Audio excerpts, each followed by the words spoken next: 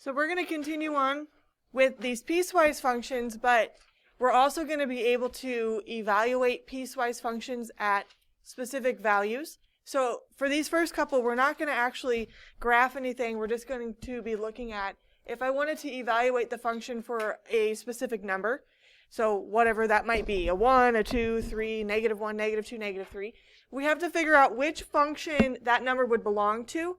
And that's all based off of the restriction that they give you for your x. So like what x has to be less than or greater than or less than equal to greater than equal to. And then whichever one it fits into, you just evaluate it into that function. So for example, we're going to find the following. We're going to find the value when the function is at 0, when it's at 5, and when it's at 6. So when they put the number in the parenthesis there, that's putting it in for x and actually evaluating it at that point. So it's the same idea as what you guys did with those XY charts. I'm just looking at one specific number. I'm not necessarily trying to figure out what the graph is going to look like. So when I look at 0, I come up here and look at my two inequalities. So I have x is less than 5 and x is greater than or equal to 5. So I have to figure out of those two, which one does 0 fit into? So is 0 less than 5 or is 0 greater than or equal to 5? Hopefully you're thinking 0 is less than 5, okay? Which means that it's going to fit into that first one. So we're going to be using that 3x plus 4, and we're going to put in 0 for x. So we're going to take 3 times 0 and add 4. So 3 times 0 would be 0. Plus 4 would give us a value of 4. Okay, and again, this would be the same thing if I set up my XY chart and I started at 5 and then I went less than 5. So 4, 3, 2, 1, 0, -1, -2. If I look at 0 on the chart, I should get 4. But I don't have to fill out a whole big XY chart. I just need to plug it into the appropriate function. So for the second one, f is 5. So which inequality, the top one or the bottom one, includes 5?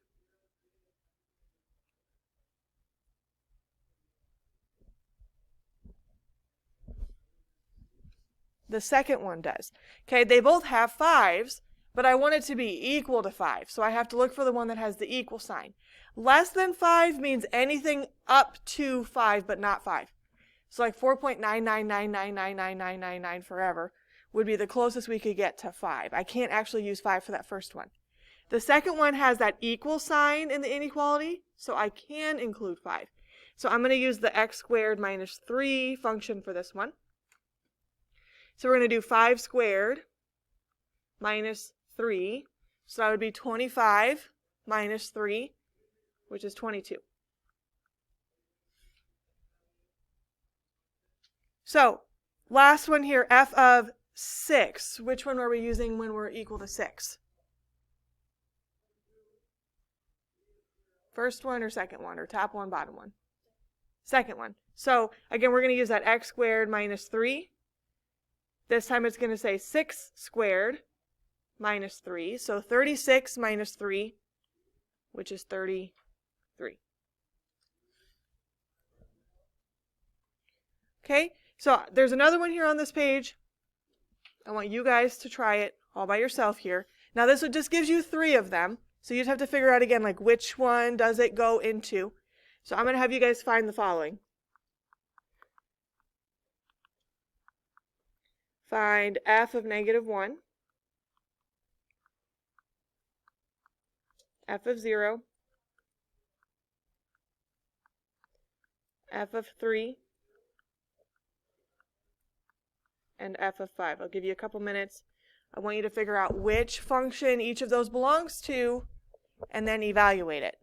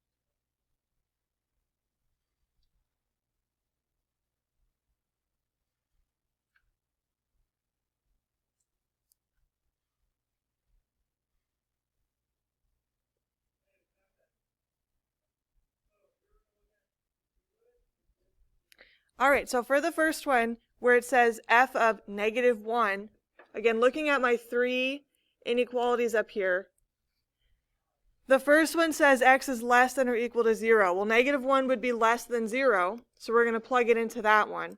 So that is just -5. There's nowhere for me to put in -1. This is like those lines that we graphed last time that are nice and flat horizontal lines because there's nowhere for it to be plugged into. So the same thing's happening here. There's really no x, so there's nowhere for me to put -1, so it's just going to be equal to -5. For the second one, f of 0, you're going to go into that same function there because I need less than or equal to 0. So I need it to be equal to 0 here. So this one's also going to equal -5. Now for the third one, f of 3, that middle one goes from 0, so anything greater than 0, to less than or equal to 3. The last one says that x has to be greater than 3. Well, I need it to be 3 exactly, so I need to use that middle one because that middle one has the equal sign with the 3. So we're going to do x plus 2. So that's going to be 3 plus 2, which is 5. And then for the last one, where f is 5, that would be greater than 3. So that goes into the bottom one, which is the x squared. So we're going to do 5 squared, which equals 25.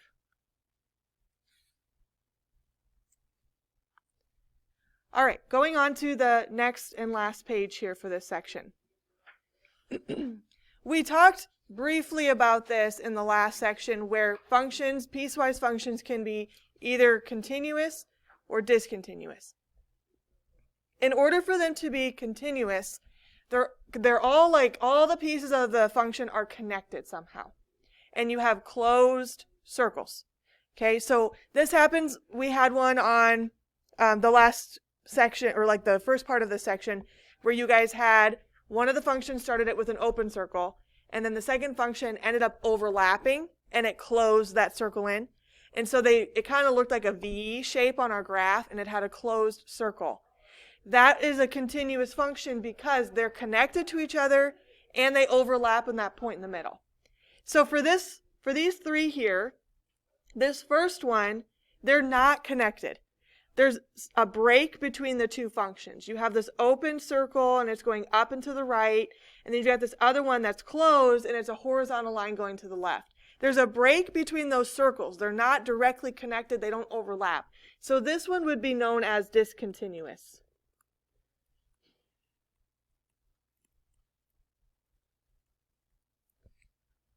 So that first one is discontinuous. Now the second one, I have two different pieces. It almost kind of looks like an angle up here on my graph. But these are two different parts of the function. One of them is going from this like filled in circle and it's going up and to the left. And the other function overlaps, but it goes to the right and it's flat. It's a horizontal line. Since they're connected and there's that closed circle in the middle, this middle one would be known as continuous.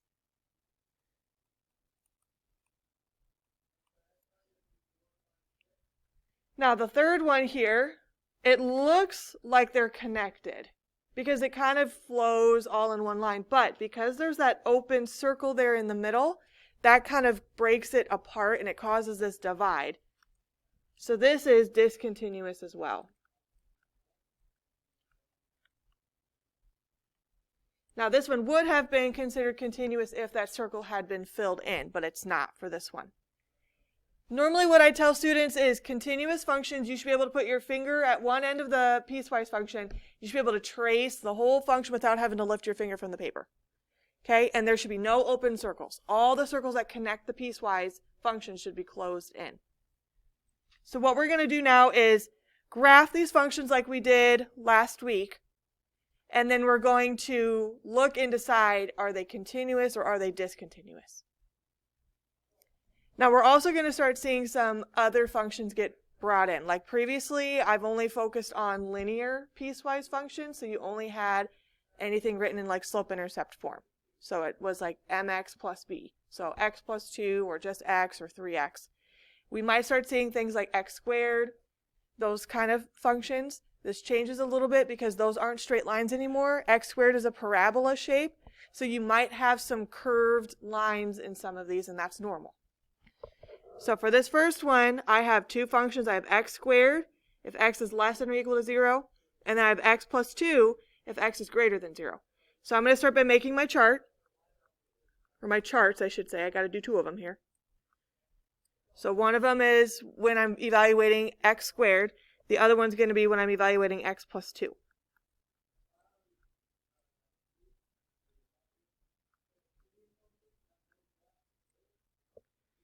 So the first one says x has to be less than or equal to 0. So I'm going to put in 0 to get me started, and then we're going to go less than 0. So -1, -2. Now I'm putting those numbers in for x squared. So 0 squared would be 0. -1 squared would be +1. Remember, when you guys square a negative, it becomes a positive. So -2 squared is going to become +4. Okay, so let's go ahead and graph this one before we do the second one.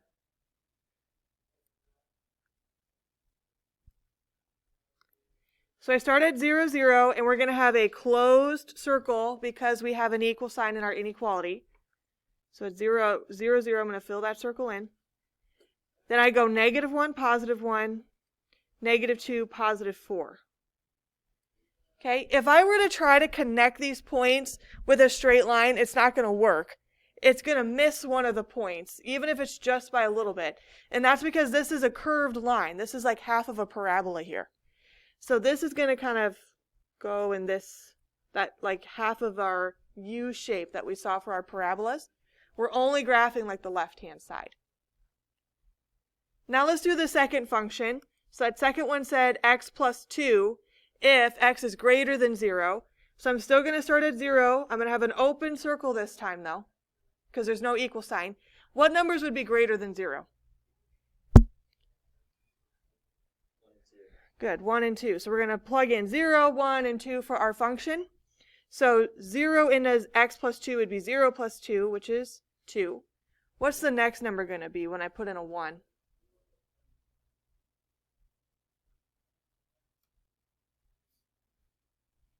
3. And the last number? 4. Okay, now this one's back to being linear because it just has an x. So this one is going to be a straight line. We start at 0, 2.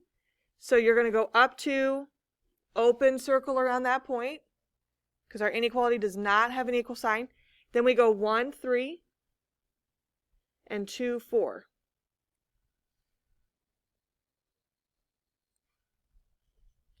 So that's like what we did on Friday of last week, where we were kind of graphing these separately in those charts. Now, the last thing we need to do is figure out if it's discontinuous or continuous. So remember, continuous means that I should be able to trace the whole function with my finger, not lifting it a single time. There should be no gaps or no breaks between the pieces, which there's a big gap right here.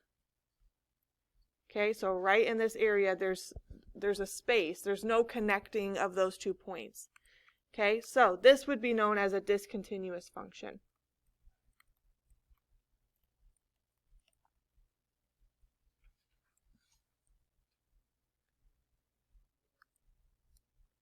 Okay, let's look at the last one here.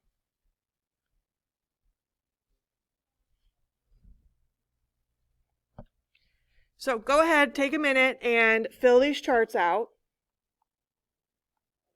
So you've got to evaluate x plus 5. And then you need to evaluate x squared plus 2x plus 3. So look at your inequalities, pick the correct values, and go ahead and try to graph it and decide if you think it's continuous or discontinuous.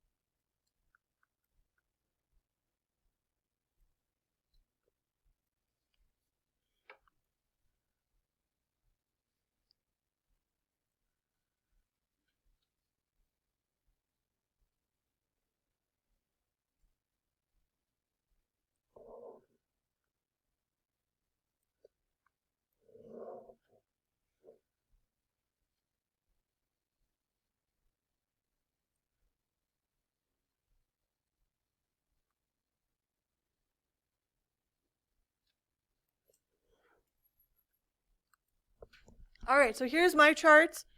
For the first one and for the second one, you have to start at -2. The first one has an open circle because there's no equal sign, and you want numbers less than -2, so -3, -4.